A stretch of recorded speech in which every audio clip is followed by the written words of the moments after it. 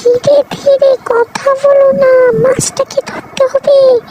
আজকে মাছটা, লাল মাছটা আমি ধরে রান্না করে খেয়ে খাবো।